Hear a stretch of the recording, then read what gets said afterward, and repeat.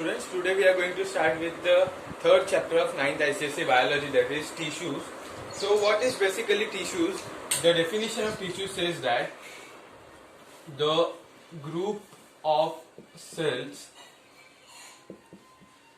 common in origin and function. The group of cells common in origin and function are called as tissues. Yes. When a group of cells come together, they are common in origin, that is, they are derived from a common structure, and togetherly they will perform a common function, then it is called as tissues. In this chapter we are going to study about two types of tissues, basically plants and animals. So plant tissues and animal tissues. In this first video we will study about the plant tissues, and in next video we will study about the animal tissues.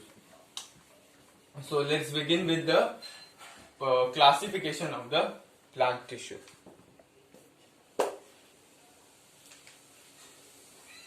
Plant tissues are basically classified into two major classes. That is, first one is meristematic tissue, another is permanent tissue. Now what is the difference between them? Basically it is on the basis of division. See, plant tissues are of two types, meristematic and permanent tissues. The cells present in the meristematic tissue continue to divide throughout the lifetime of the plant body. That is, they will continue to divide and divide and divide until the plant dies, whereas permanent tissue has the cells which will stop division after a certain stage of life. So on this basis we have differentiated the plant tissues. And after that there are two types of meristematic tissue again on the basis of position, or where are they present basically. So one is called apical, another is lateral. Okay, this was the division of meristematic tissue. And in permanent tissue we divide on the basis of three, like protection, supporting tissue or support, and conduction. Okay, protection, support and conduction. So protective tissue are very few in number, but support tissue are quite a few. You can see they are. We will study about that. This is just a classification: parenchyma, collenchyma and sclerenchyma. Okay, and conduction is basically xylem and phloem. You all know about that. Okay, so this is the broad classification of the plant tissue which we are going to study in the plant tissue section. So I request you to note this down. Okay.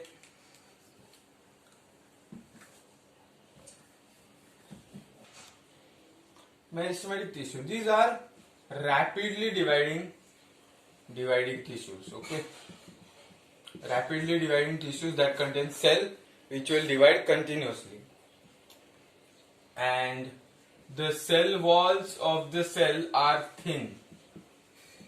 Okay, these tissues are found at growing parts of the plant. Okay, found at growing, the parts of the plant which are constantly growing, or which we can see they are rapidly growing or dividing. At these places the meristematic tissue is found, like growing parts like tip of the plant. Okay, or tip of the stem or roots, you can say. Another characteristics you can see is the cells are small, cubicle shaped. Nucleus is large. Vacuoles are absent. And after division of the meristematic cells new cells are going to form. Meristematic tissues divide and new tissues and cells are going to form. So new tissues, if the new tissue formed decides that it is not going to divide further, then the new tissue gets converted into a permanent tissue. So mature meristematic tissue is tissue cell get converted to permanent tissue. What is meant by mature? Mature means it is not going to divide further. It has stopped the activity of division. So meristematic tissues keep on dividing and forming new cells or new cells together to form tissue. But the tissue that later decides not to divide will be later on called as permanent tissue. So this was about the meristematic tissue. Now we are going to discuss the types of meristematic tissue. It is very much simple.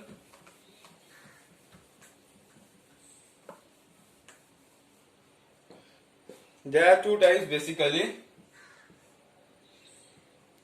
apical and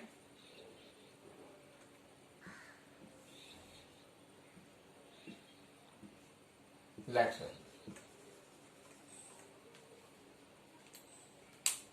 Apical, the name suggests it is present at the apex of the plant. So like this is the apex of the plant.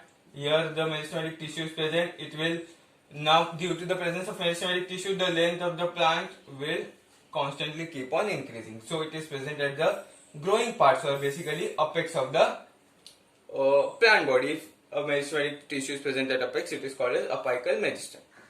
And next is lateral. Lateral means, if see this is the stem, so somewhere around here or here it would be present. So this will keep on dividing. So the girth or diameter of the plant body will keep on increasing.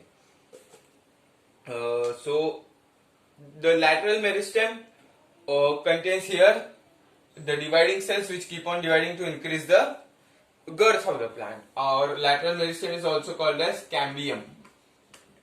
Cambium is responsible for secondary growth. Now what is secondary growth is? Secondary growth is basically increase in circumference of plant body. Okay, so these are the things that you need to remember. So this is very much simple. Okay, now we are done with the meristematic tissue. Let's start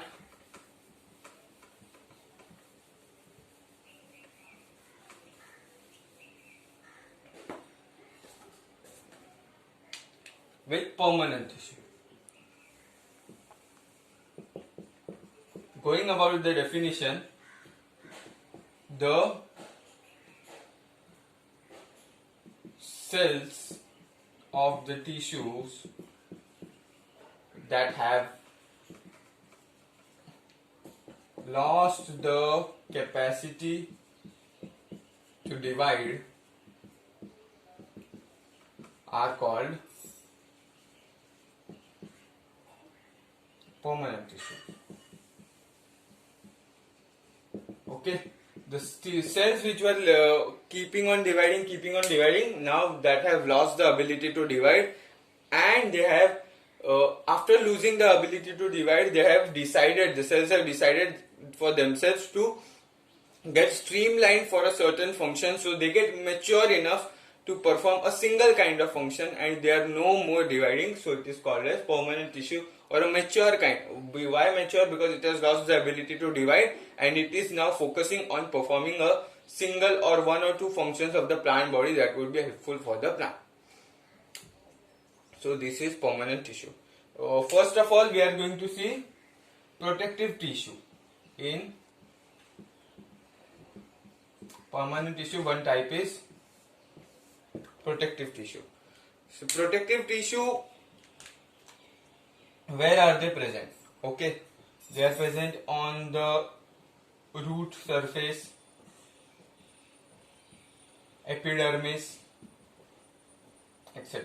Now what is protection? The parts of the plant that would be more susceptible to damage, like root surface. So root has to penetrate the ground, so the cells over there are more susceptible to damage. So the protective tissue helps the plant body to prevent from much more damage. Or epidermis, it is the uppermost layer, so it is more susceptible to damage. So again, this tissue are present there which will prevent the damage. Another one example you can see is cork cell. Cork cell are certain kind of cells in barks of the tree. Barks are the older parts of the plant. Okay, brown woody structure. So they are pretty hard. So the hard part or the cork cells which gives the hardness to the bark is protective in function, which will protect the inner parts of the plant like xylem, phloem, or vessels, various kind of vessels, or different kind of cells, etc.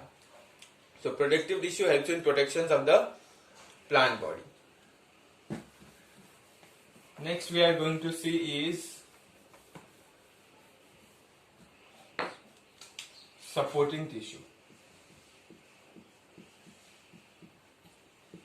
Now supporting tissue is basically supporting the plant body in various functions like you can say photosynthesis, storage of food, protection from the various mechanical damage, etc.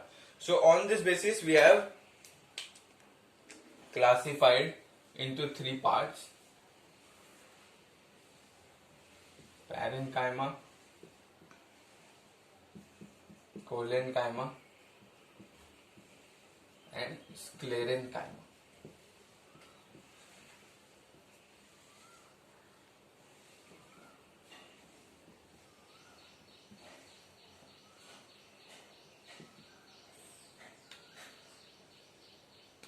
So parenchyma, thin-walled cells are present.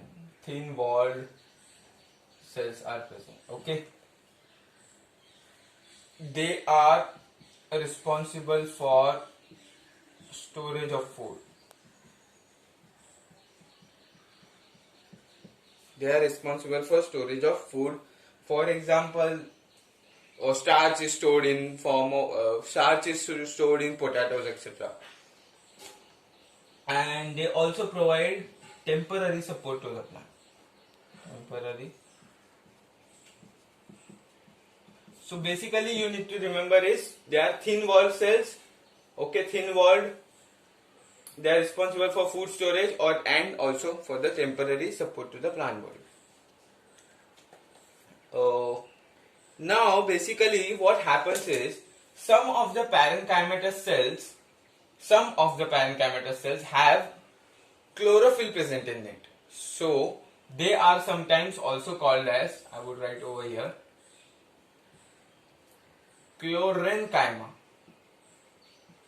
Okay, sometimes instead of storage of food or in spite of storage, along with it, chlorophyll may also be present in the same parenchymatous cell. So it is no longer called parenchyma, it is called as chlorenchyma because chlorophyll is present in it. Okay. So what would be the function basically of the chlorenchyma? In spite of food storage, it would help in photosynthesis. So it was the function of parenchyma. Now looking into the next, collenchyma. The collenchyma are basically more thick walled. Okay.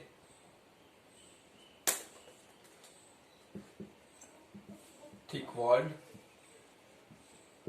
The size of the shape of the cells in parenchyma is rounded or oval shaped. Here they are elongated. So collenchyma is thick walled, elongated cells found at the stalk of the leaf and epidermis. The main function of the collenchyma is protection and support to the young parts of the plant. Protection and support to the young parts of the plant.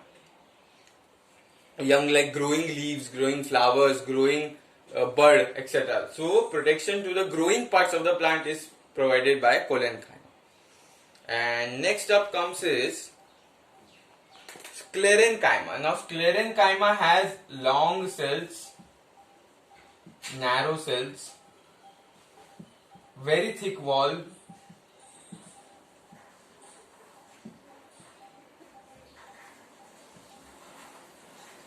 very thick wall due to deposition of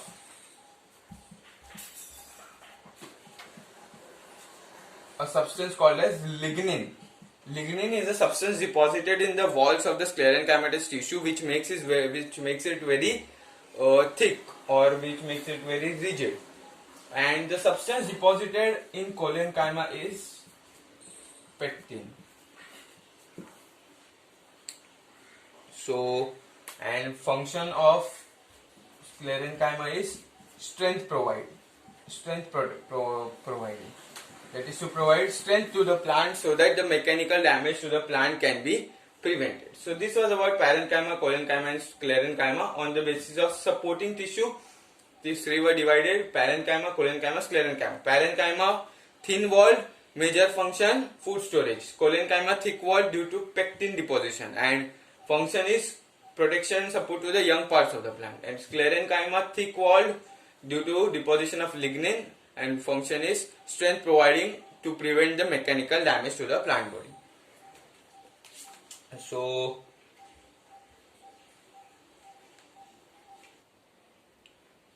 now looking at the third type of the permanent tissue is conducting tissue. Conducting, basically the word itself says that conducting means transporting from one region to another. It is called as conducting tissue.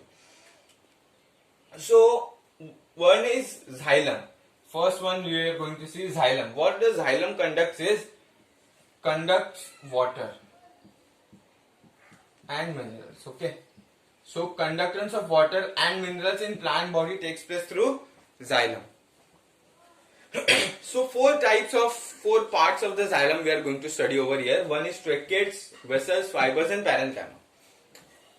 So how can you remember these parts? There is one mnemonic called as TV for Pokemon. Yes, we all have watched Pokemon, okay, on television. So there is TV for Pokemon. Tracheids, vessels, fibers and parenchyma. So you can remember in that way. Tracheids, vessels, fibers and parenchyma.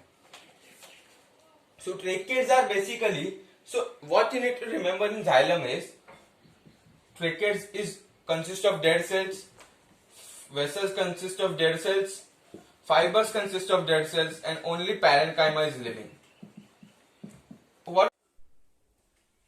Now we are going to start about the tracheids. So tracheids are like this. They are elongated structures, okay? They are elongated structures with deposition of lignin in their walls. Elongated structures with deposition of lignin in their wall. They are hollow. That is, no components are present in this elongated structure. So basically, due to elongated nature, and how are they arranged? Basically, they are arranged from end to end like this. One tracheid above another and above another. So what is the use of this? Water will come in one tracheid, move into another. So a complete column of water is created through those tracheids and it is transported to upper parts of the plant body. So tracheids, what you need to remember is they consist of dead cells. Dead cells because protoplasm is absent in that cells. The cells contains deposition of lignin in their wall, and they are elongated structures placed one above the another. In the same way, vessels are also tube-like structures. See, like this. The tubes are arranged one above the other. Okay.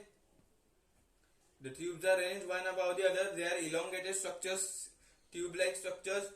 Again, the deposition of lignin is present in their walls. Lignin is present as the deposition in the walls.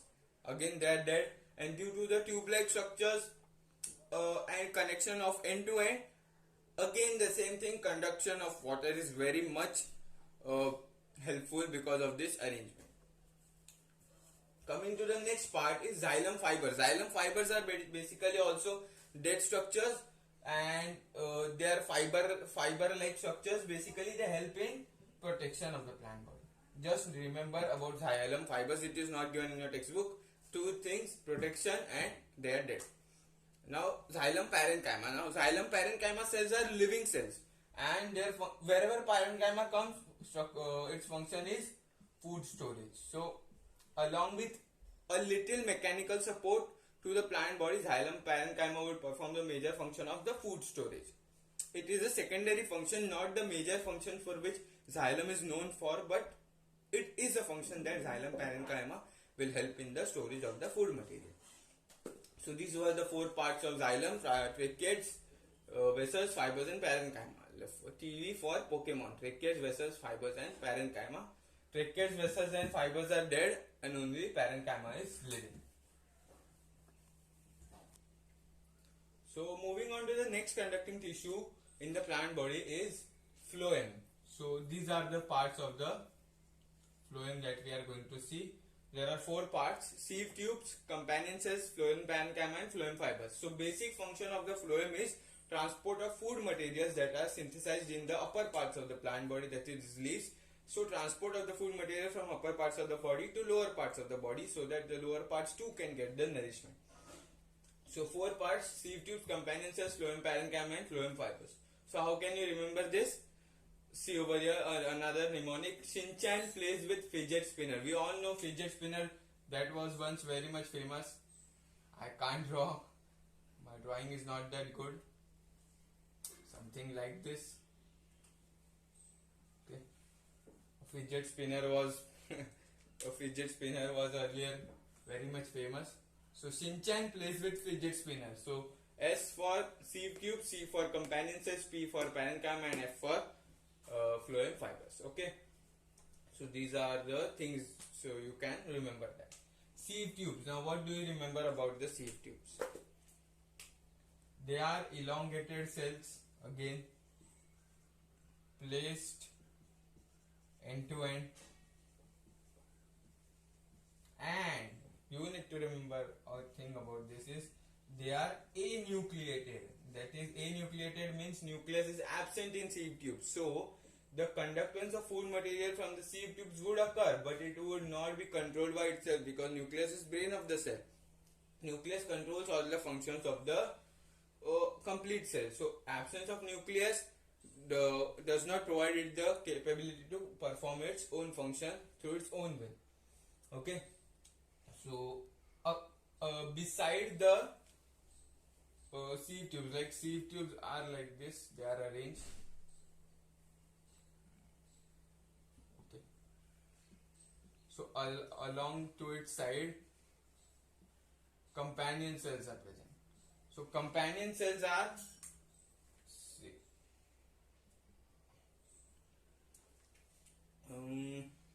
what can we say? Okay.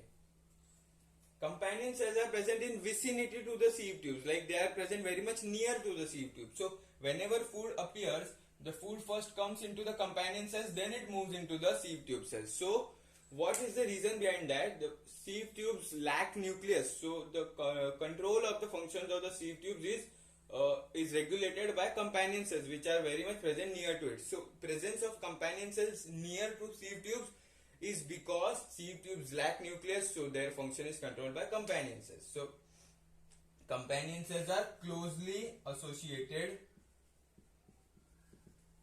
with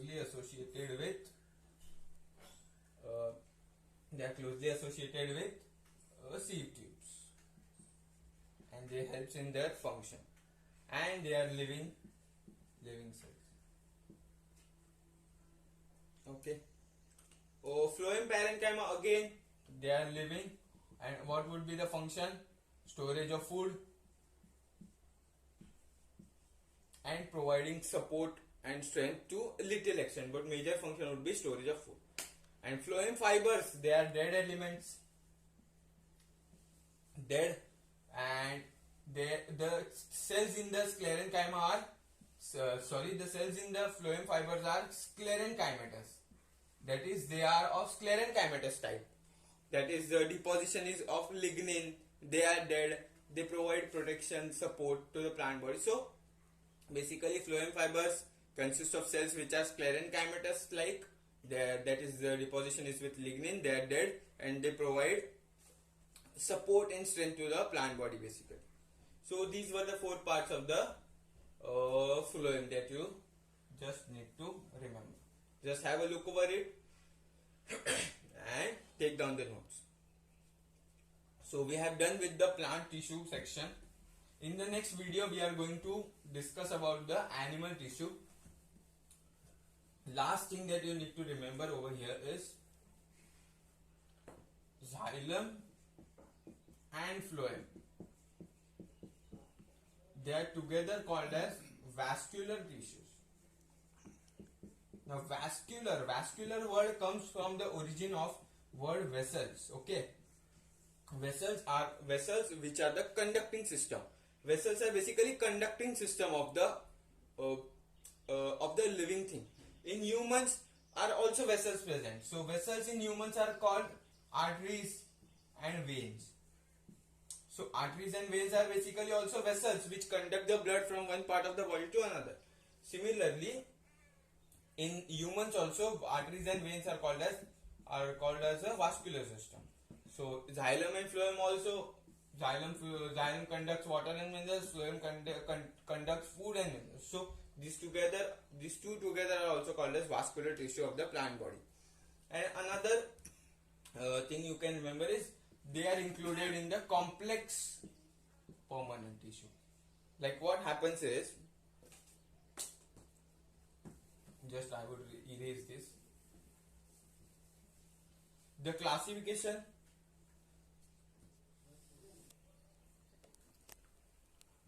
basically permanent tissue can be said again into simple and complex. Complex contains xylem and phloem, and other tissues that we have discussed, parenchyma, collenchyma, sclerenchyma, supporting, that would be included in simple. So this is another way of classifying complex, because the tissue contains different kind of cells. See, if simple permanent tissue means, permanent means basically non-dividing and mature, but simple permanent means non-dividing tissue consisting of cells which are similar.